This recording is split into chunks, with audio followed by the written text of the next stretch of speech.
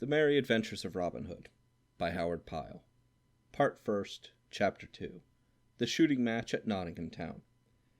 Then the sheriff was very wroth because of this failure to take jolly Robin, for it came to his ears, as ill news always does, that the people laughed at him and made a jest of thinking to serve a warrant upon such a one as the bold outlaw. And a man hates nothing so much as being made a jest of. So he said, O gracious Lord, and sovereign King himself shall know of this, and how his laws are perverted and despised by this band of rebel outlaws. As for yon traitor Tinker, him will I hang, if I catch him, upon the very highest gallows tree in all of Nottinghamshire. Then he bade all his servants and retainers to make ready to go to London town, to see and speak with the king. At this there was bustling at the sheriff's castle, and men ran hither and thither upon this business and upon that, while the forge fires of Nottingham glowed red far into the night like twinkling stars. For all the smiths of the town were busy making or mending armor for the sheriff's troop of escort. For 2 days this labor lasted. Then, on the third, all was ready for the journey. So forth they started in the bright sunlight from Nottingham town to Fossaway, and thence to Watling Street. And so they journeyed for 2 days, until they saw at last the spires and towers of great London town. And many folks stopped, as they journeyed along, and gazed at the show they made, riding along the highways with their flashing armor, and gay plumes and trappings. In London King Henry and his fair Queen Eleanor held their court, gay with ladies in silks and satins and velvets and cloth of gold, and also brave knights and gallant courtiers. Thither came the sheriff, and was shown into the king's presence. A boon, quoth he, as he knelt upon the ground. Now what wouldst thou have? Said the king. Let us hear what may be thy desires. O good lord and sovereign, spake the sheriff, in Sherwood Forest, in our good shire of Nottingham, liveth the bold outlaw whose name is Robin Hood. In good sooth, said the king, his doings have reached even our own royal ears. He is a saucy, rebellious varlet, yet, I am fain to own, a right merry soul withal. But hearken! O my most gracious sovereign, said the sheriff, I sent a warrant to him with thine own royal seal attached, by a right lusty knave, but he beat the messenger and stole the warrant, and he killeth thy deer and robbeth thine own liege subjects even upon the great highways. Why, how now, quoth the king, wrathfully, what wouldst thou have me do? Comest thou not to me with a great array of men-at-arms and retainers, and yet art not able to take a single band of lusty knaves without armor of breast in thine own country? What wouldst thou have me do? Art thou not my sheriff? Are not my laws in force in Nottinghamshire? Canst thou not take thine own course against those that break the laws, or do an injury to thee or thine? Go, get thee gone, and think well. Devise some plan of thine own, but trouble me no further. But look well to it, Master Sheriff, for I will have my laws obeyed by all men within my kingdom. And if thou art not able to enforce them, thou art no sheriff for me. So look well to thyself, I say, or ill may befall thee as well as the thieving knaves in Nottinghamshire. When the flood cometh, it sweepeth away the grain as well as chaff. Then the sheriff turned away with a sore and troubled heart, and sadly he rued his fine show of retainers, for he saw that the king was angry because he had so many men about him, and yet could not enforce the laws. So as they all rode slowly back to Nottinghamshire, the sheriff was thoughtful and full of care. Not a word did he speak to anyone, and no one of his men spoke to him. But all the time he was busy devising some plan to take Robin Hood. Aha! He cried suddenly, smiting his hand upon his thigh. I have it now! Ride on, my merry men all, and let us get back to Nottingham town as speedily as we may. And mark well my words, before a fortnight is past, that evil knave Robin Hood will be safely clapped in Nottingham Gaol. But what was the sheriff's plan? As a Jew takes each one of a bag of silver angels, feeling each coin to find whether it be clipped or not, so the sheriff, as all rode slowly and sadly back toward Nottingham, took up thought after thought in return, feeling around the edges of each, but finding in every one some flaw, At last he thought of the daring soul of jolly Robin, and how, as he the sheriff knew, he often came even within the walls of Nottingham. Now, thought the sheriff, could I but persuade Robin nigh to Nottingham town, so that I could find him, I warrant I would lay hands upon him so stoutly that he would never get away again. Then of a sudden it came to him like a flash, that were he to proclaim a great shooting match, and offer some grand prize, Robin Hood might be over-persuaded by his spirit to come to the butts. And it was this thought which caused him to cry, "Aha!" and smite his palm upon his thigh. So, as soon as he had returned safely to Nottingham, he sent messengers north and south, and east and west, to proclaim through town, hamlet, and countryside this grand shooting match, and every one was bidden that could draw a longbow, and the prize was to be an arrow of pure beaten gold. When Robin Hood first heard the news of this he was in Lincoln town, and hastening back to Sherwood he soon called all his merry men about him, and spoke to them thus: "Now hearken, my merry men all. So the news that I have brought from Lincoln town today, our friend the Sheriff of Nottingham hath proclaimed a shooting match, and hath sent messengers to tell it through all the countryside, and the prize is to be a bright golden arrow. Now I fain would have one of us win it, both because of the fairness of the prize, and because our sweet friend the Sheriff hath offered it. So we will take our bows and shafts, and go there to shoot, for I know right well that merriment will be a-going. What say ye, lads?" Then young David of Doncaster spoke up and said, "Now listen, I pray thee, good master, upon what I say. I have come straight from our friend Adam o' the Blue Boar, and there I heard the full news of this same match.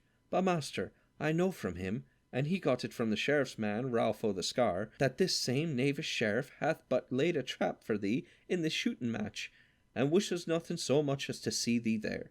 So go not, good master, for I know right well he doth seek to beguile thee, but stay within the greenwood, lest we all meet dole and woe." "Now," quoth Robin, "thou art a wise lad, and keepest thine ears open and thy mouth shut, as becometh a wise and crafty woodsman. But shall we let it be said that the Sheriff of Nottingham did cow bold Robin Hood and 70 as fair archers as are in all merry England? Nay, good David, what thou tellest me maketh to desire the prize even more than I else should do. But what saith our good gossip Swanthold? Is it not a hasty man beneath his mouth, and the fool that keepeth his eyes shut falleth into the pit? Thus he says truly, therefore we must meet guile with guile. Now some of you clothe yourselves as cutterel friars, and some as rustic peasants, and some as tinkers or as beggars, but see that each man taketh a good bow or broadsword in case need should arise.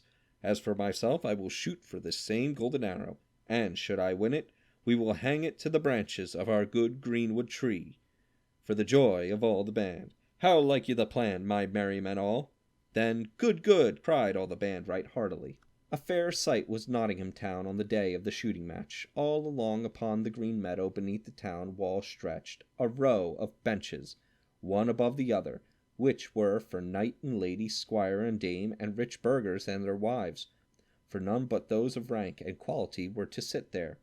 At the end of the range, near the target, was a raised seat bedecked with ribbons and scarfs and garlands of flowers, for the Sheriff of Nottingham and his dame. The range was 20 paces broad. At one end stood the target, at the other a tent of striped canvas for the pole, on which fluttered many-colored flags and streamers. In this booth were casks of ale, free to be broached by any of the archers who might wish to quench their thirst. Across the range, from where the seats for the better folk were raised, was a railing to keep the poorer people from crowding in front of the target.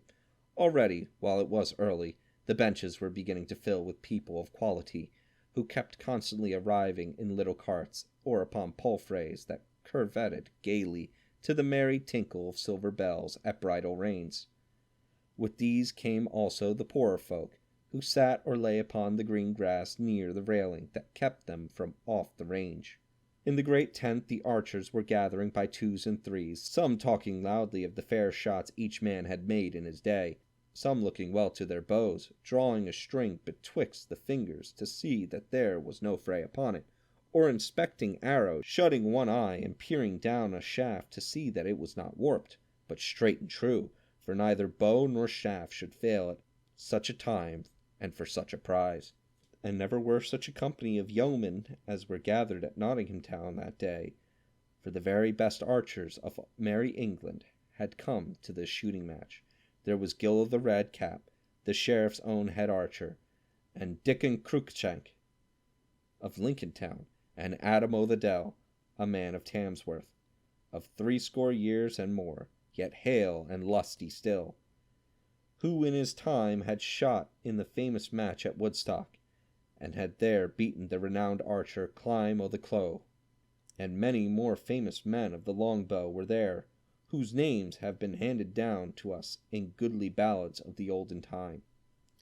But now all the benches were filled with guests, lord and lady, burgher and dame, when at last the sheriff himself came with his lady, he riding stately mine upon his milk-white horse, and she upon her brown filly. Upon his head he wore a purple velvet cap, and purple velvet was his robe, all trimmed about with rich ermine. His jenkin and hose were of sea-green silk, and his shoes of black velvet, and pointed toes fastened to his garters with gold chains. A gold chain hung from about his neck, and at his collar was a great carbuncle set in red gold. His lady was dressed in blue velvet, all trimmed with swan's down. So they made a gallant sight as they rode along side by side, and all the people shouted from where they crowded across space from the gentlefolk. So the sheriff and his lady came to their place, where men-at-arms with hauberk and spear stood about, waiting for them. Then when the sheriff and his dame had sat down, he bade his herald wind upon his silver horn, who thereupon sounded 3 blasts that came echoing cheerily back from the grey walls of Nottingham. Then the archers stepped forth to their places, while all the folks shouted with a mighty voice, each man calling upon his favourite yeoman. "Red Cap!" cried some. "Cruikshank!" cried others. "Hey for William O'Leslie!" shouted others yet again, while ladies waved silken scarves to urge each yeoman to do his best. Then the herald stood forth and loudly proclaimed the rules of the game as follows. "Shoot each man from yon mark, which is 70 yards and 10 from the target. 1 arrow shooteth each man first, and from all the archers shall the 10 that shooteth the fairest shafts be chosen for to shoot again. 2 arrows shooteth each man of these 10. Then shall the 3 that shoot the fairest shafts be chosen for to shoot again. 3 arrows shooteth each man of those 3, and to him that shooteth the fairest shafts shall the prize be given." Then the sheriff leaned forward, looking keenly among the press of archers to find where Robin Hood was amongst them. But no one was that clad in Lincoln green, such as was worn by Robin and his band. "Nevertheless," said the sheriff to himself, "he may still be there, and I miss him among the crowd of other men. But let me see when but 10 men shoot, for I wot he will be among the 10, or I know him not." And now the archers shot each man in turn, and the good folk never saw such archery as was done that day. 6 arrows were within the clout, 4 within the black, and only 2 smote the outer ring, so that when the last arrow sped and struck the target, all the people shouted aloud, for it was noble shooting. And now but 10 men were left of all those that had shot before, and of these 10, 6 were famous throughout the land, and most of the folk gathered there knew them. These 6 were Gilbert o' the Red Cap, Adam o' the Dell, Dickon Cruikshank, William o' Leslie, Herbert o' Cloud, and Swithin o' Hertford. 2 others were yeomen of merry Yorkshire. Another was a tall stranger in blue, who said he came from London town, and the last was a tattered stranger in scarlet, who wore a patch over one eye.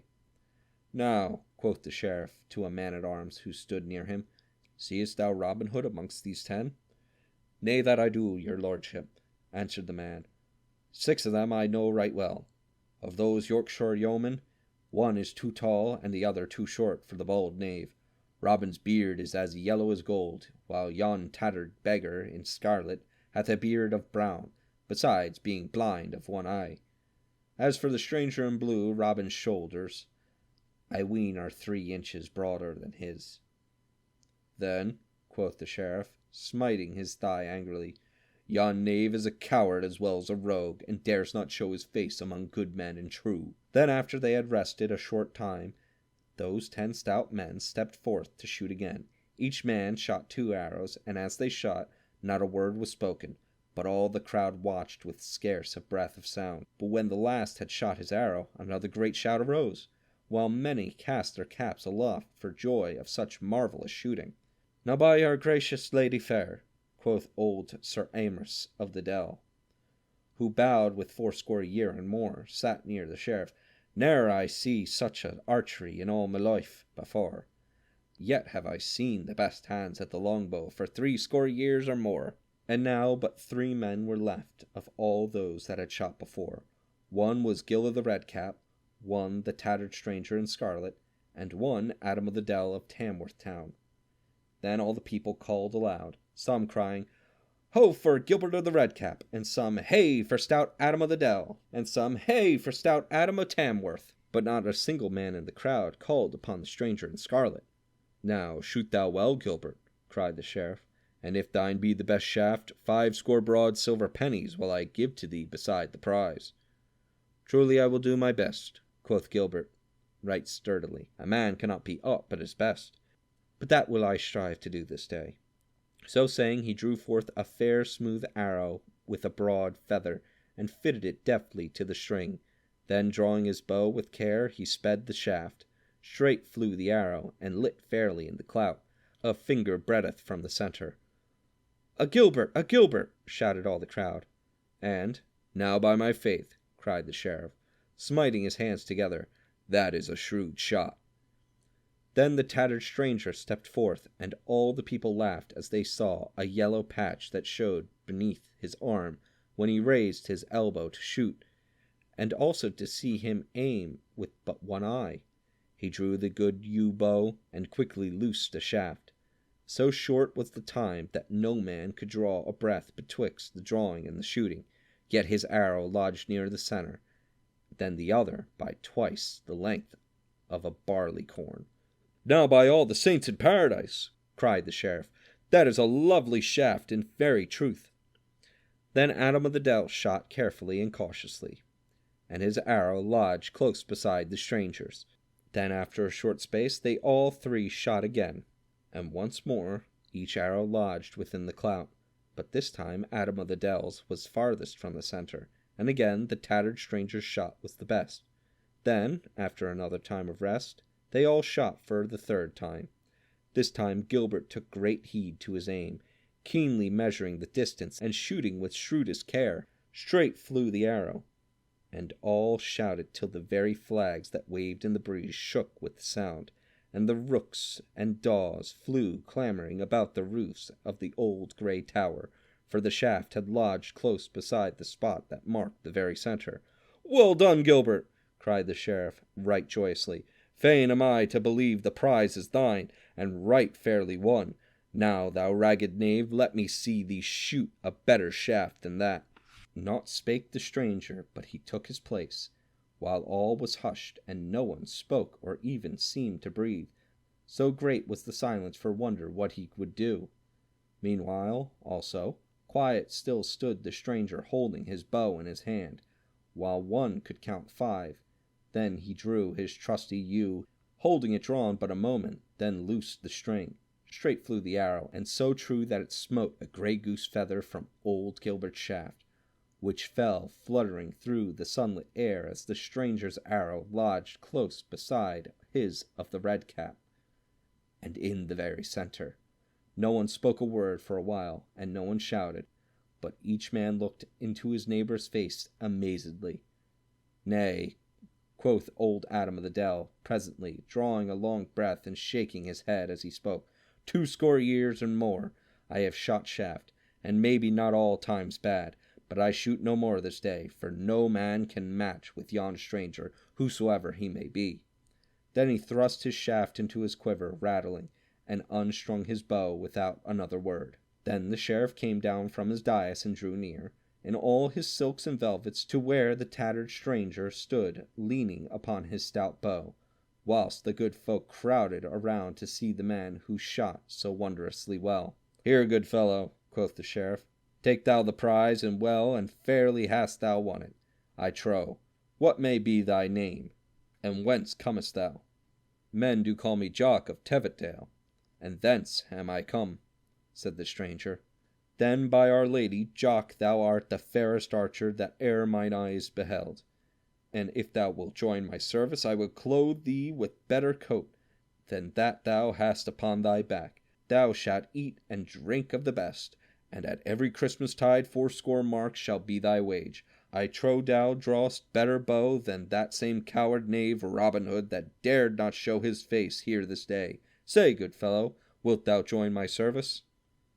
"Nay, that I will not," quoth the stranger roughly. "I will be my own, and no man in all merry England shall be my master." "Then get thee gone, and Mermain seize thee," cried the sheriff, and his voice trembled with anger. "And by my faith and troth, I have a good part of a mind to have thee beaten for thine insolence." Then he turned upon his heel and strode away. It was a right motley company that gathered about the noble greenwood tree in Sherwood's depths that same day. 80 and more of barefoot friars were there, and some that looked like tinkers, and some that seemed to be sturdy beggars and rustic hinds. And seated upon the mossy couch was one all clad in tattered scarlet, with a patch over one eye, and in his hand he held the golden arrow that was the prize of the great shooting match. Then, amidst a noise of talking and laughter, he took the patch from off his eye, and stripped away the scarlet rags from off his body, and showed himself all clothed in fair Lincoln green. And quoth he, "Easy come these things away, but walnut stain cometh not so speedily from yellow hair." Then all laughed louder than before, for it was Robin Hood himself that had won the prize from the sheriff's very hands. Then all sat down to the woodland feast, and talked amongst themselves of the merry jest that had been played upon the sheriff, and of the adventures that had befallen each member of the band in his disguise. But when the feast was done, Robin took Little John apart and said, "Truly am I vexed in my blood, for I heard the sheriff say today, 'Thou shootest better than that coward knave Robin Hood that dared not show his face here this day.' I would have fain to let him know who it was who won the golden arrow from out of his hand, and also that I am no coward such as he takes me to be." Then Little John said, "Good master, take thou me, and Will Stutely. We will send yon fat sheriff news of all this by messenger, such as he doth not expect." That day the sheriff sat at meat in the great hall of his house at Nottingham town. Long tables stood down the hall, at which sat men-at-arms and household servants, and good stout villains, and all 80 and more. There they talked of the day's shooting, as they ate their meat and quaffed their ale. The sheriff sat at the head of the table upon a raised seat under a canopy, and beside him sat his dame. "By my troth," said he, "I did reckon full roundedly that knave Robin Hood would be at the game today. I did not think that he was such a coward. But who could that saucy knave be who answered me to my beard so bravely? I wonder that I did not have him beaten. But there was something about him that spoke of other things than rags and tatters." Then, even as he finished speaking, something fell rattling among the dishes on the table, while those that sat near started up wondering what it might be. After a while, one of the men-at-arms gathered courage enough to pick it up and bring it to the sheriff. Then everyone saw that it was a blunted gray goose shaft, with a fine scroll about the thickness of a goose quill, tied near to its head. The sheriff opened the scroll and glanced at it, while the veins upon his forehead swelled and his cheeks grew ruddy with rage as he read, for this was what he saw. "Now heaven bless thy grace this day, say all in sweet Sherwood, for thou didst give the prize away to merry Robin Hood." "Whence came this?" cried the sheriff in a mighty voice. "Even through the window, your worship," quoth a man who had handed the shaft to him.